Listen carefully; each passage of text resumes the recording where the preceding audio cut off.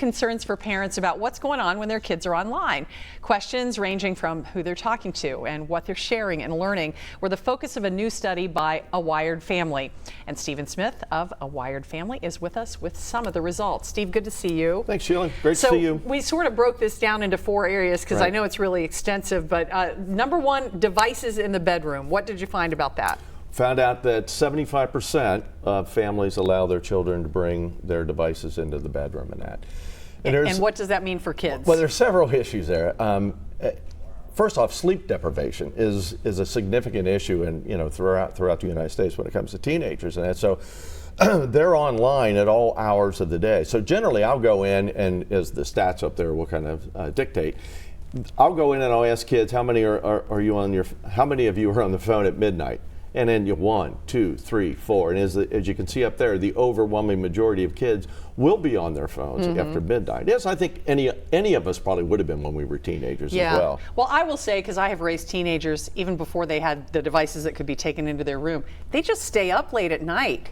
I mean, they just do. They do. They just do. Does this make it worse? Well, it does, because they're staying up later and they're interacting, right? So, the overwhelming majority of sexting takes place in a child's bedroom. So that's a significant issue.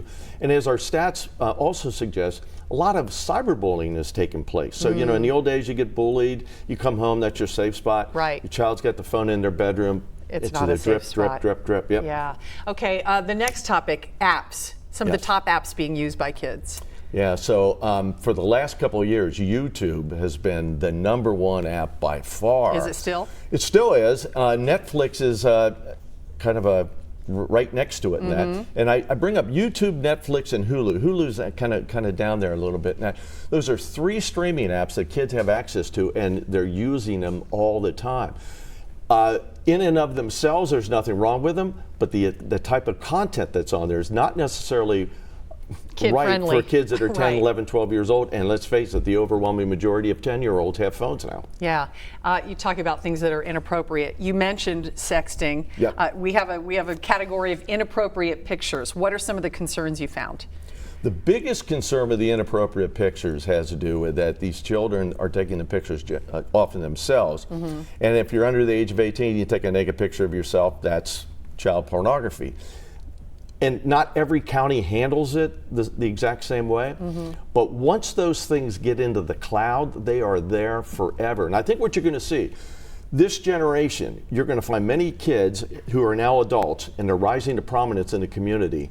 These images are going to come out of the cloud someday. Oh my goodness, that's terrifying. Particularly when you're talking about politics. Well, we tell our kids that this stuff lasts forever. It's always going to come back. Do they not believe us? Well, it absolutely does. And just take Apple, for example. There are 1 billion users of their iCloud. So you take a picture of your dog, you send it to me, I'm going to delete it eventually, but it's in the cloud, probably in perpetuity. Gosh.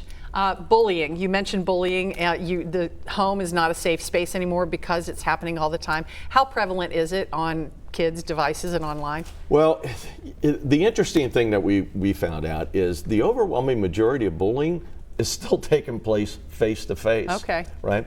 So I may not have believed that until you told me that. I wouldn't have believed it, but as you can see there, the majority of girls suggest that they've been bullied. If you look at boys, it's a little bit lower. With boys, it's bigger when you're talking about girls when they're 13 and 14 than it is when they're 17 and 18 years old. Wow.